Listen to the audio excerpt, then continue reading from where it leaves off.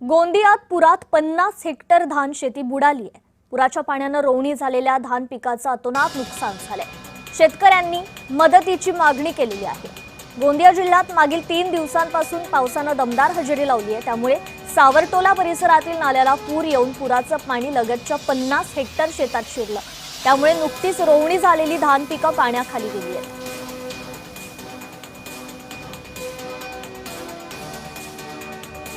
अधिक अपडेट घेऊयात। आपले प्रतिनिधी गोंदियाहून राकेश रामटेके आपल्याशी जोडले गेलेले आहेत। राकेश, खरं तर धान पिकांना या पूर परिस्थितीचा मोठा फटका बसलेला आहे। शेतकरी हवाल दिलेत, काय अधिकची अपडेट? निश्चितपणे गेल्या काही 3 दिवसांपासून गोंदिया जिल्ह्यामध्ये पावसाची उघडझाप सुरू आहे। मात्र गोंदिया जिल्ह्यातील अर्जुनी मोरगाव तालुक्यामध्ये मोठ्या प्रमाणात पाऊस पडला असल्यामुळे त्या ठिकाणचे नदी नाले तुडुंब भरून वाहत आहेत आणि अशातच सावरटोला परिसरातील एक नाला मोठ्या प्रमाणात वाहत असल्यामुळे त्या लगत असलेल्या शेतामध्ये पाणी घुसलं आणि जवळपास शेतकऱ्यांचं 50 हेक्टरवरील आताच नुकतंच लावलेलं पीक हे पूर्ण पाण्याने वाहून गेलं आहे। त्यामुळे शेतकऱ्यांनी मदतीची मागणी केली आहे। कृपा अगदीच राकेश, धन्यवाद आपण दिलेल्या या अपडेट संदर्भात।